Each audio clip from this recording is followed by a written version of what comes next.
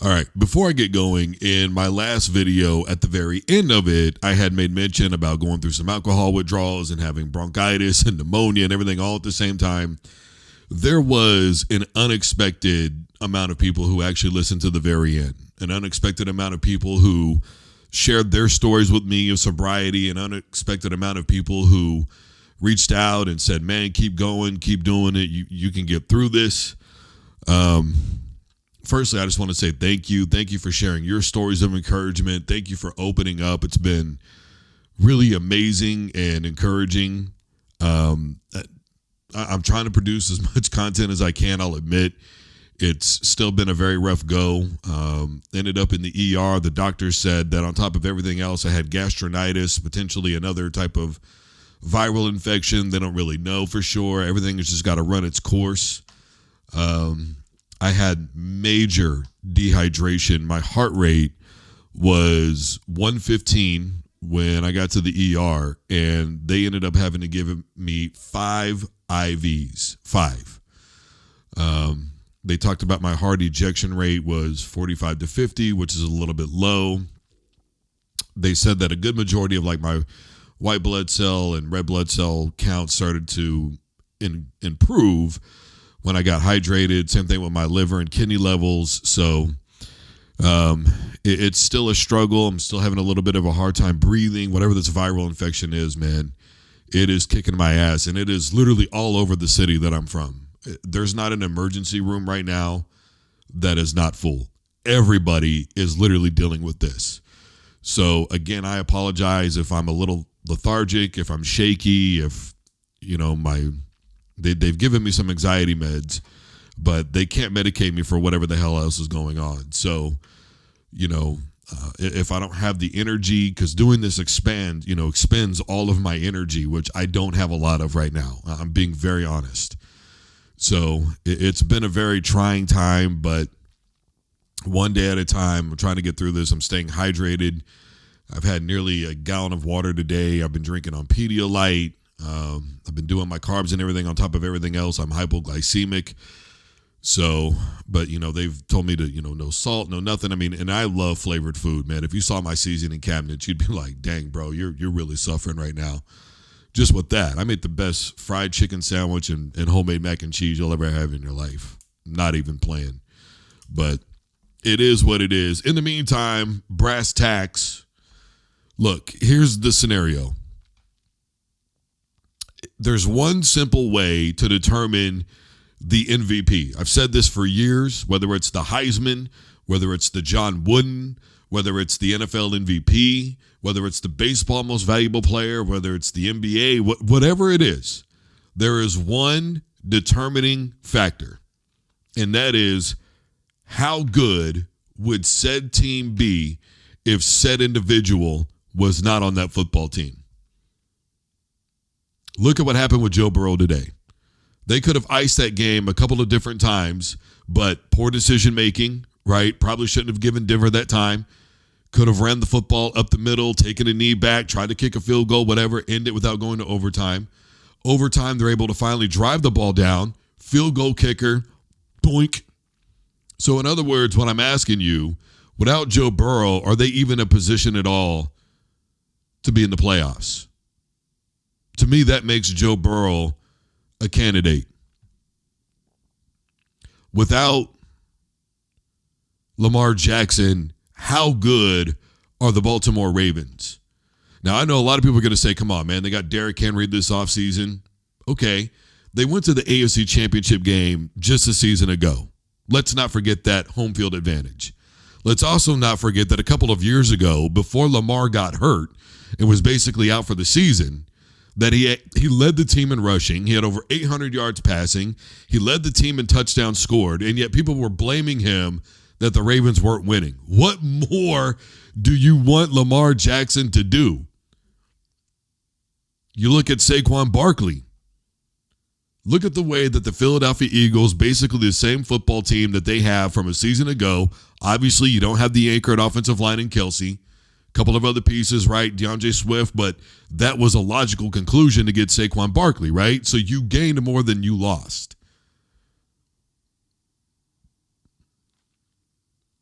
What I'm saying is, without Saquon, do you think the Eagles are in the position that they're in right now?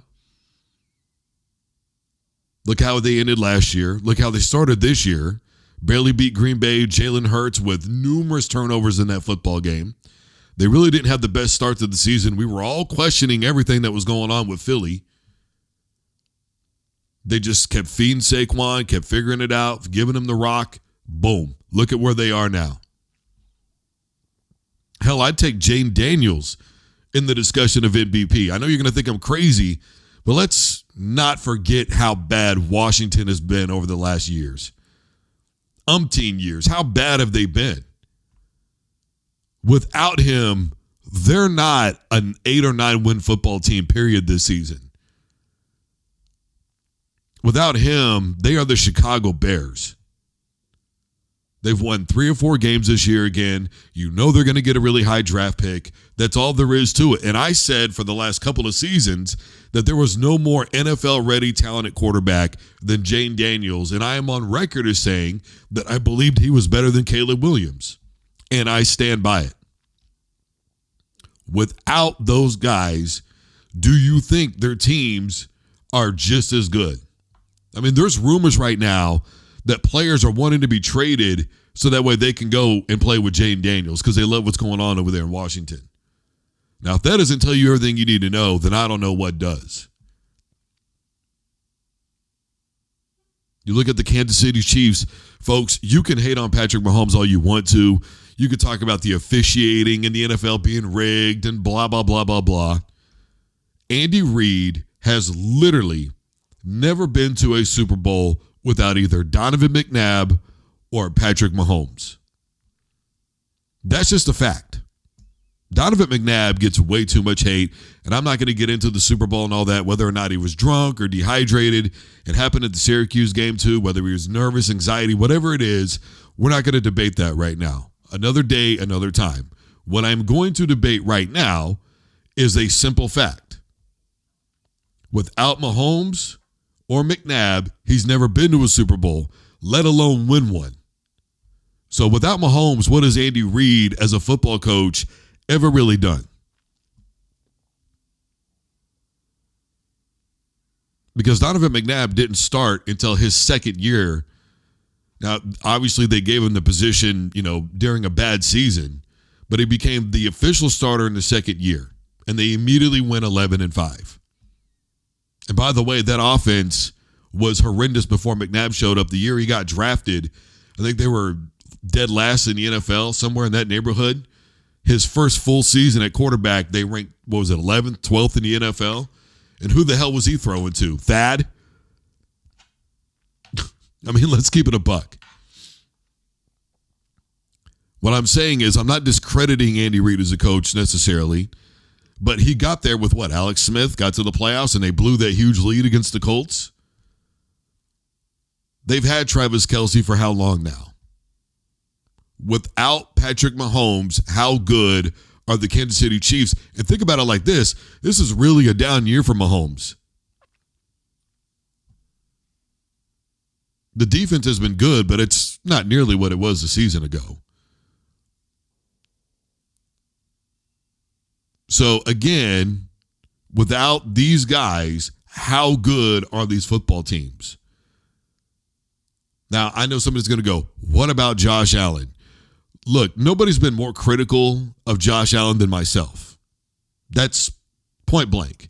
And I'm not saying that I'm willing to change my mind. What I am going to say is this. He's had a great season.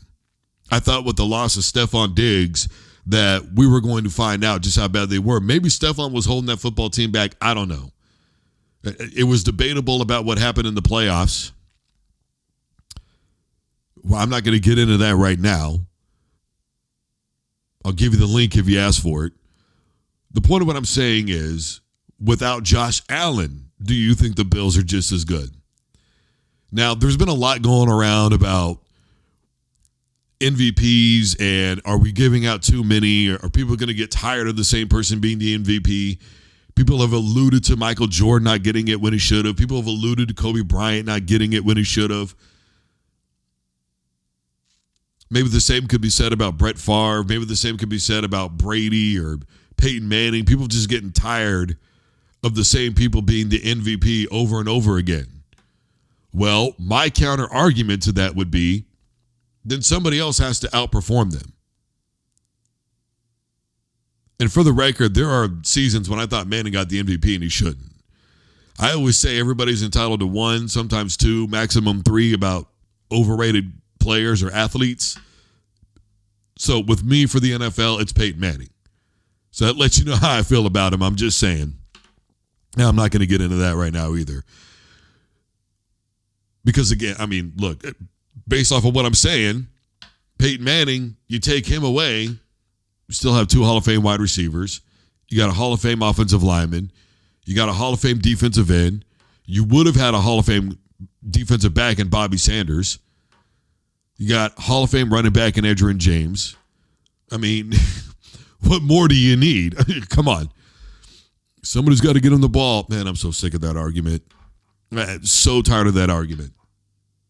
I've been debating that same exact argument with 49er fan about Brock Purdy. Christian McCaffrey. Look how mediocre that football team has been without him. That's another one.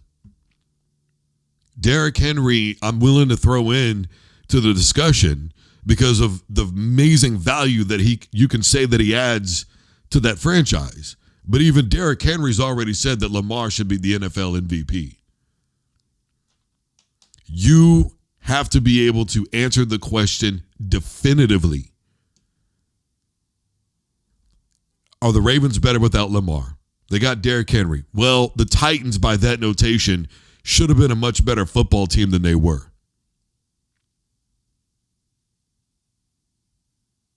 So we can X that out. The Buffalo Bills took a huge blow with Stephon Diggs. Look at what Josh Allen is doing. This is not a pity race, folks. We're debating on how good a team is without said individual. Without Joe Burrow, the Bengals are they're a 4-win football team. That's just a bottom line scenario.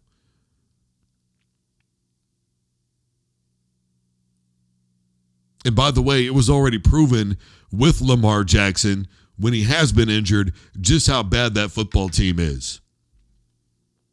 Look, the point of what I'm saying is any of these players, I don't actually have a problem with any of them being MVP.